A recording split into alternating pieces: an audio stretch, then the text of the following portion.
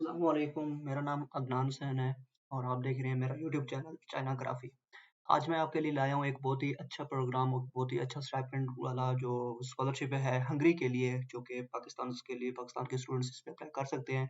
इसकी अभी application open हुई हुई हैं, तो आप अभी जो देख रहे हैं स्टेपेडियम हंगरीकम, आप यहाँ से पाकिस्तान से बैठ के अप्लाई कर सकते हैं। बहुत ईज़ी अप्लाई है, इसमें कोई रॉकेट साइंस नहीं है जिसमें आपको समझ ना आए।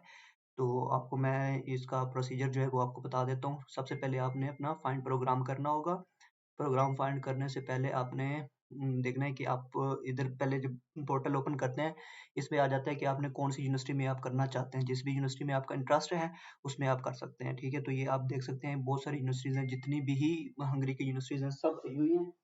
और उसके अलावा जो है आपको मिल जाता है कि आप फॉर एग्जांपल अगर आप दैप्स्टर यूनिवर्सिटी में जाना चाहते हैं, तो उसमें आप कौन से डिपार्टमेंट में जाना चाहते हैं, ये भी अलग से उन्होंने दिया हुआ है। फैकल्टी ऑफ कॉमर्स है, जिस तरह ये faculty of finance and accounting है। आप कौन सी यूनिवर्सिटी में जाता है, ये आप पे डिपेंड करता है, ठीक है?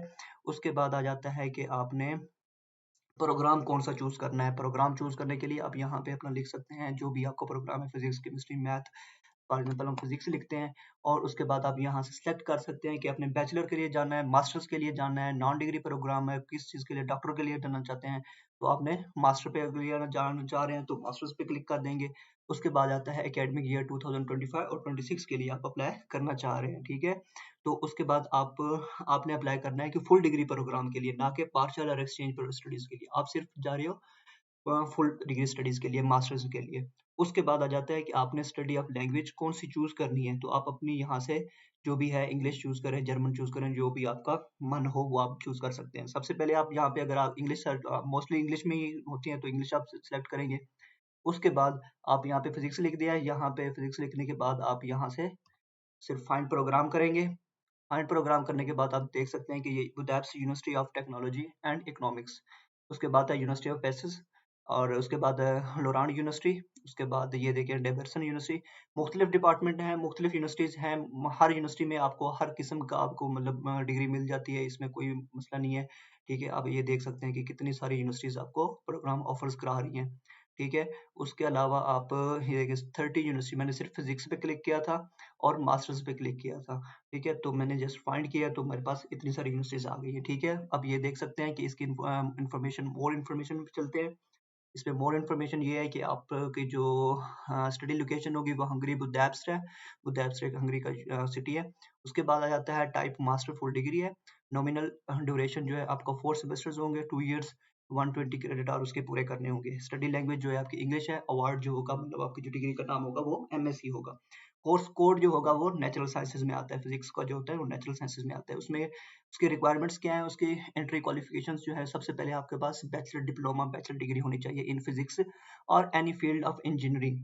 Minimum 25 credit hour in physics and 15 credit are in mathematics. Obtain successfully admission test language skill proven by TOEFL minimum 500 points and IELTS minimum 5 points. So इसमें कोई इतना बड़ा मुश्किल नहीं है।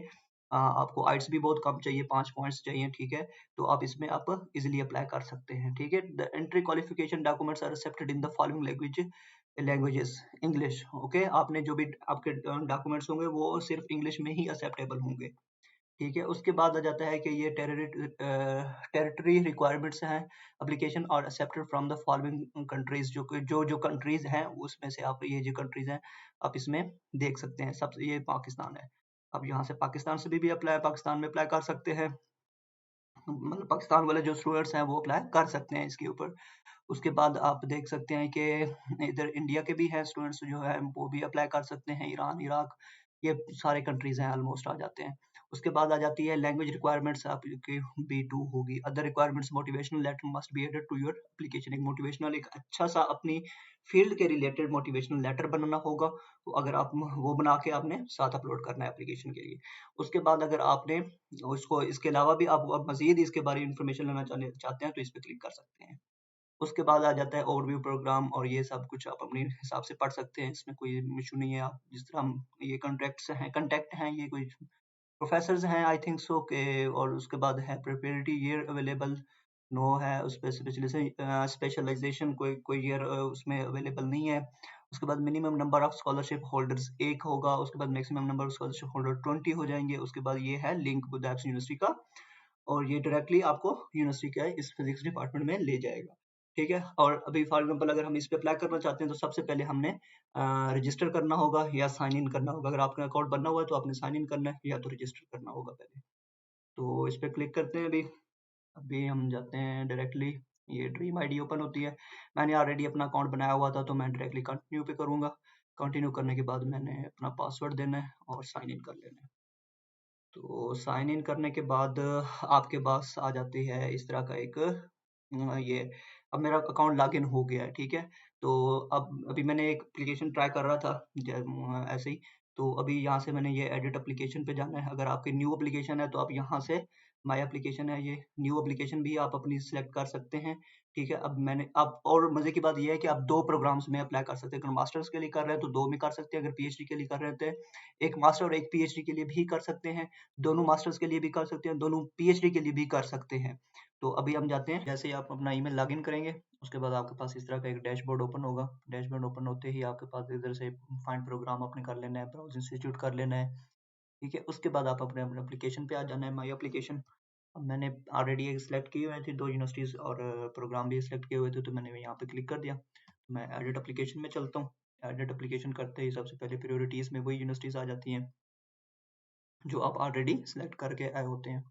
उसके बाद आपने अपनी प्रोफाइल में जाना है। प्रोफाइल में जाने के बाद आपने अपना गिवन नेम, पासपोर्ट नंबर, क्या अगर आपकी आइडेंटिटी किस थ्रू आप शो करवाना चाह रहे हैं आईडी कार्ड के साथ, पासपोर्ट के साथ वो। उसके बाद आपने passport number, issue date, expiry date, male female, उसके बाद सिटीजनशिप, कंट्री ऑफ इशू, कहाँ से आपके जो पासपोर्ट है या आईडी कार्ड है कहाँ से इशू हुआ है।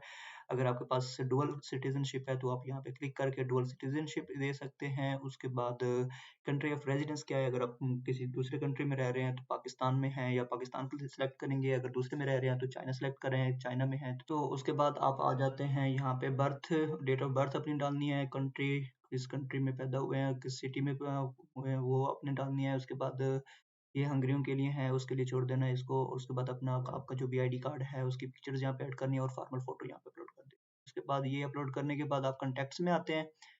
कॉन्टैक्ट्स में आते साथ ही आपका ईमेल तो वो ऑलरेडी आ चुका होता है। उसके बाद एड्रेस देना है, जो घर का एड्रेस है वो दे देना है, फ़ोन नंबर दे देना है। उसके बाद वर्क का फ़ोन नंबर एक अलग से दे देना है या होम का दे दो, एक दे दो चल जाएगा, कोई मसला नहीं है।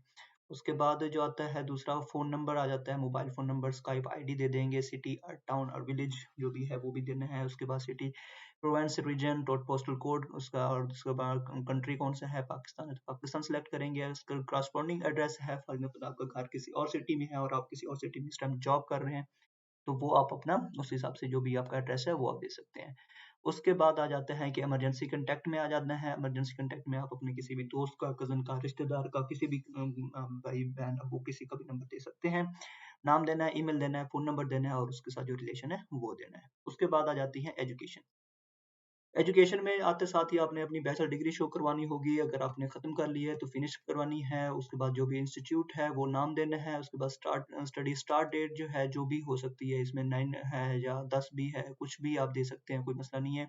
इसमें साल देना होता है और मंथ देना होता है। जैसे मोस्टली पाकिस्तान में सितंबर में भी स्टार्ट होती हैं, अक्टूबर में भी स्टार्ट होती हैं, वो डिपेंड करता है किस टाइम पे स्टार्ट हो रही हैं। ओके, उसके बाद प्रोग्राम नेम क्या है आपका, उसके बाद एक्सपेक्टेड ग्रेजुएशन कब की है वो भी आपने दे देना है। उसके बाद साइंटिफिक आपका डिसिप्लिन जो है वो आपका क्या था वो दे देना है। मटेरियल साइंस पे काम किया है, उसके बाद थ्योरेटिकल फिजिक्स पे काम किया है या किसी भी चीज़ पे आपने काम किया तो वो दे देना है। उसके बाद आ जाती है नॉमिनल लेंथ ऑफ प्रोग्राम, उसकी प्रोग्राम की लेंथ कितनी है, 2 साल थी, 4 साल थी, 3 साल थी, 5 साल थी, वो आपने दे देनी है। उसके बाद सब फील्ड आप मैकेनिक्स लिख सकते हैं, कुछ भी आप फिजिक्स की चीज़ें लिख सकते हैं। उसके बाद आ जाते हैं मोड ऑफ स्टडी जो है वो फुल डिग्री प्रोग्राम था या आपका पार्शियल प्रोग्राम था या डिस्टेंस से आप कर रहे थे, जो भी था आपका वो आपने करना है। उसके बाद आपने करना है कि आपने सेल्फ फंडेड था या फाइनेंस कर रहे थे या आपको फ्री एजुकेशन थी या एरास्मस मंडे स्कॉलरशिप जो एक आता है यूरोप का, वो उस पे आप सिलेक्ट हुए हुए थे, जो भी था आपका, या finance by Stipendium Hungaricum scholarship पे आप थे तो वो आपने यहाँ पे सिलेक्ट करना है। उसके बाद कंट्री कौन सा था, उसके बाद इशू डेट जो है वो देनी है आपने। उसके बाद आ जाता है सिटी, इस्लामाबाद जो भी है, इस्लामाबाद है, पाकिस्तान है, कराची है, जो भी मर्जी है आपका वो आपने दे देना है। उसके बाद आपके जो भी CGPA है वो अपने यहाँ पे अपलोड कर देनी है, लिख देनी है। उसके बाद आपने ये छोड़ देने हैं, ये छोड़ देना है। उसके बाद have you ever tried in the Hungary comes higher education, अगर आप सेलेक्ट हो चुके हैं, पहले कभी हुए हैं तो वो वहाँ पे अगर किया है तो यस करना है, नो नहीं किया तो नो करना है। उसके बाद have you ever been scholarship holder in Hungary, तो इट्स डिपेंड ऑन यू। तो आपको जो भी इसमें से जो भी इसका आंसर लगे, मेरे पास तो नो था, मैंने नो पे क्लिक किया है। उसके बाद आता है कि are you are self finance student in Hungary higher education institute, अगर आप सेल्फ फाइनेंस करना चाहते हैं तो उस पर भी क्लिक कर सकते हैं। हम किस यूनिवर्सिटी में हैं, या पाकिस्तान में हैं, या कि उसी उधर ही हंगरी में ही है ऑलरेडी, तो उस यूनिवर्सिटी पे क्लिक करना है। Have you achieved first second, ये हमारे रिलेटेड नहीं है तो मैंने इस पर नो कर दिया। अगर आप हैं तो उस पर उसकी डिटेल यहाँ पे देनी होगी, कौन से कंपटीशन में आपने हिस्सा लिया था। उसके बाद आ जाती है लैंग्वेजेस। लैंग्वेजेस में आके आपने अपनी नेटिव लैंग्वेज देनी है। उसके बाद इंग्लिश लैंग्वेज देनी है। आपने कौन सा टेस्ट दिया हुआ है, TOEFL, आइट्स, CE, CAE, एफसीई, CPE, PTE, जो भी मर्जी आपने दिया हुआ है। उसके बाद आ जाता है कि आपने अगर कोई दूसरी लैंग्वेज है तो वो आपने ऐड करनी है।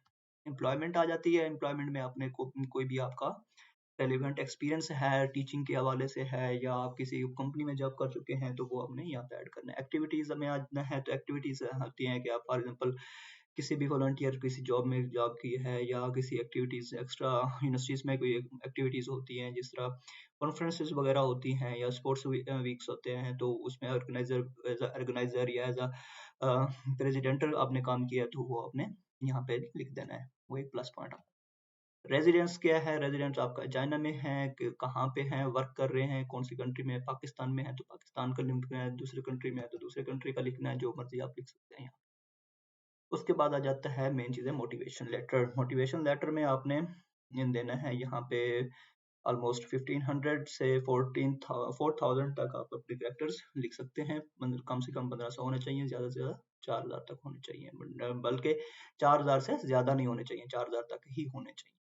उसके बाद आ जाते हैं डॉक्यूमेंट्स। डॉक्यूमेंट्स आपने अपने यहाँ पे जो भी एडिशनल डॉक्यूमेंट्स हैं वो यहाँ से भी अपलोड कर सकते हैं, या आप चेक लिस्ट में जाके अगर आप फॉर एग्जांपल मास्टर्स के पीएचडी के लिए अप्लाई कर रहे हो तो ये उसके लिए मास्टर्स स्कूल सर्टिफिकेट जो होगी आपकी वो अपलोड करनी होगी। उसके बाद रिसर्च प्रपोजल अपलोड करना होगा, लेटर ऑफ रिकमेंडेशन अपलोड करने होंगे, स्टेटमेंट ऑफ द सुपरवाइजर, आपने किसी भी सुपरवाइजर के साथ कंटेक्ट किया हुआ है तो उसकी जो भी उसकी स्टेटमेंट है, इन्विटेशन लेटर है या स्टेटस लेटर है, तो वो अपने यहाँ पे अपलोड करना है। उसके बाद प्रूफ ऑफ लैंग्वेज प्रोफिशिएंसी आ जाता है, बैचलर सर्टिफिकेट आ जाती है, पासपोर्ट आ जाता है, ट्रांसक्रिप्ट आ जाती है, मैंडेटरी मेडिकल सर्टिफिकेट आ जाती है, और एंड एडिशनल डॉक्यूमेंट्स जिसमें आपका कवर मोटिवेशनल लेटर आ जाता है। मोटिवेशनल लेटर वहाँ पे भी लिखना है, लेकिन अलग से अगर आप अपनी एक पीडीएफ फाइल बना के वो भी अपलोड कर सकते हैं, वो भी कर दें, वो भी करना है वो भी करना है, दोनों कर दें ज़्यादा अच्छा है, अगर एक भी लिख दें तो चल जाएगा। उसके बाद आपने अपनी सीवी एक अच्छी सी यूरोपास सीवी बनानी है, वो अपलोड कर देनी है यहाँ पे। उसके साथ ही आपने अदर्स पे जाना है, अदर्स पे जाते साथ ही आपने अपना मेडिकल इन्फॉर्मेशन देनी है। उसके बाद आपने इस स्कॉलरशिप की कहाँ से इन्फॉर्मेशन ली है वो अपलोड करनी है, तो उसके बारे से थोड़ी सी बहुत इन्फॉर्मेशन ये भी लिख भी देना है कि भाई फलाना जगह से ली है या कौन सी यूनिवर्सिटी की वेबसाइट से ली है, तो वो आपने थोड़ी सी इन्फॉर्मेशन दे देनी है। उसके बाद if you are not nominated in the Stipendium Hungary scholarship program, are you interested in applying to study in Hungary as a fee paying student? तो आप अगर आप करना चाह रहे हैं तो अगर आप